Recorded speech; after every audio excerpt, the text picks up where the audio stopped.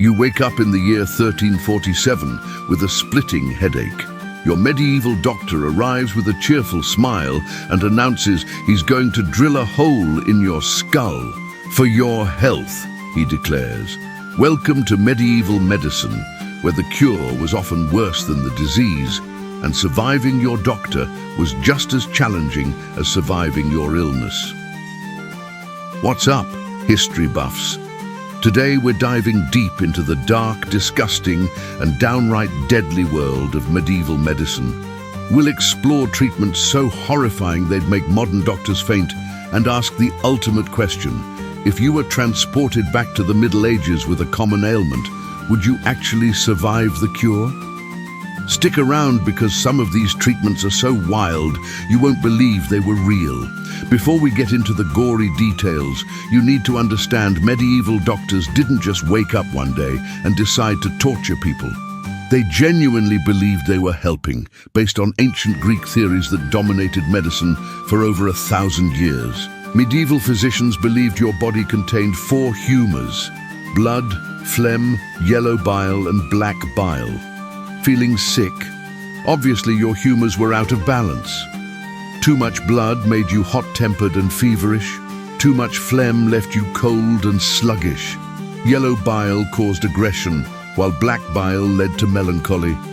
The solution seemed simple: remove the excess humor. But the methods? Absolutely terrifying. Let's start with bloodletting, medieval medicine's Swiss army knife. Got a headache? Bloodletting. Broken bone? More bloodletting. Plague? You guessed it. Drain that blood. Doctors used 3 main methods. First, venesection. They'd slice open your veins with a knife called a phleem, sometimes removing up to 4 pints of blood. That's nearly half your blood supply. Many patients died from blood loss before their original illness could kill them. Method 2, cupping. Heated glass cups were placed on your skin, creating suction that drew blood to the surface, often leaving horrific blisters and bruises. But the most popular method, leeches. These blood-sucking creatures were applied to patients' bodies, sometimes dozens at a time. The theory was that leeches would naturally stop when they'd removed the correct amount of blood. Spoiler alert, leeches don't understand medieval medical theory. Here's the kicker. Bloodletting was so popular that barbers offered it alongside haircuts. Those red and white striped barber poles you see today, they represent blood and bandages. Your local barber could give you a shave and potentially kill you with bloodletting all in one visit. Now let's talk about trepanation, arguably medieval medicine's most terrifying procedure. Suffering from headaches, mental illness, or seizures? Time to drill a hole in your skull. Using crude tools like hand-powered drills, saws, and chisels, medieval surgeons would bore holes directly into patients' skulls while they were awake. No anesthesia, just maybe some wine if you were lucky. The goal was to release evil spirits or excess pressure from the brain. Archaeological evidence shows that some patients actually survived this procedure. We've found skulls with multiple holes that healed over time. But imagine the agony. The sound of metal grinding against bone, the pressure, the pain. Many patients died from infection, brain damage, or simple shock. What's truly mind-boggling is that some people voluntarily underwent repeated trepanations. Either the procedure occasionally worked through sheer luck, or medieval people were far tougher than we can imagine. Medieval medicine cabinets read like a horror movie prop list. Doctors prescribed crushed unicorn horn for poison, actually narwhal tusks that cost more than gold. Feeling under the weather? Try some powdered Egyptian mummy, believed to cure everything from headaches to broken bones. For toothaches, physicians recommended holding a candle close to the tooth until worms fell out. These tooth worms were actually just shadows and debris, but patients endured severe burns believing it would cure their pain. Kidney stones called for a delightful cocktail of goat's blood mixed with powdered emeralds. Epilepsy. Drink gladiator blood fresh from the arena. Baldness required a mixture of chicken droppings and potassium. Perhaps most disturbing was the use of mummy powder. Europeans believed ancient Egyptian mummies possessed magical healing properties, so they ground up actual mummies and consumed them as medicine. Grave robbing became a legitimate medical supply business. When the Black Death arrived in 1347, medieval medicine faced its ultimate test and failed spectacularly. Doctors tried everything in their arsenal against the plague, with predictably horrific results. Plague doctors, wearing those famous bird-like masks filled with aromatic herbs, prescribed sitting in sewers to balance the body's humors with bad air. They also recommended drinking molten gold, applying live chickens to plague buboes, or bathing in urine. One popular treatment involved cutting open the painful plague buboes and stuffing them with crushed unicorn horn and chopped snake.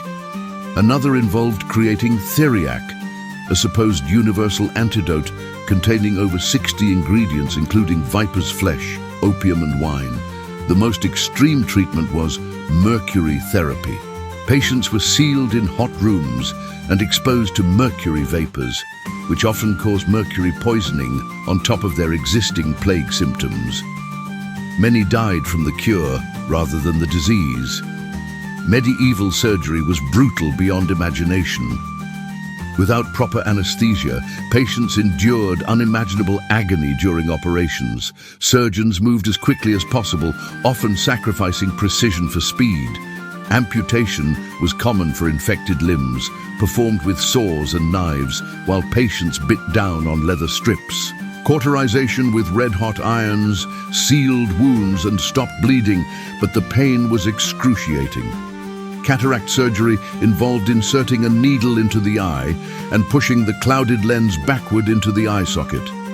Many patients went completely blind or died from infection. Internal surgeries were essentially death sentences. Without understanding of sterile conditions, infection rates were nearly 100%. Surgeons operated with dirty hands using unclean instruments, often in unsanitary conditions. So would you survive medieval medicine? The brutal truth is, probably not. Statistical estimates suggest that seeking medical treatment in medieval times decreased your survival chances rather than improving them.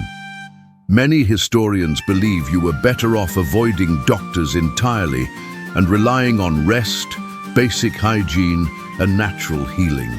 However, some factors worked in your favor. Medieval people had stronger immune systems from constant exposure to diseases. Their pain tolerance was likely higher due to harsh living conditions, and occasionally, through pure luck, some treatments actually worked. Interestingly, some medieval remedies contained genuinely helpful elements. Willow bark tea, used for pain relief, contains salicin, a compound similar to aspirin. Honey and wine have natural antiseptic properties, but these successes were accidental rather than scientific. Medieval medicine represents humanity's desperate attempt to fight disease and death with limited knowledge and primitive tools. While their methods seem horrifyingly barbaric today, medieval physicians were doing their best with the information available to them. The real tragedy wasn't their ignorance. It was their unwavering confidence in deadly treatments. Bloodletting, trepanation, and toxic remedies persisted for centuries because doctors refused to question established practices. This serves as a powerful reminder of how far modern medicine has advanced. Today's doctors base treatments on rigorous scientific testing, statistical analysis, and peer review. We have anesthesia, antibiotics, and surgical techniques that would seem like magic to medieval physicians. Yet medieval medicine also teaches us about human resilience.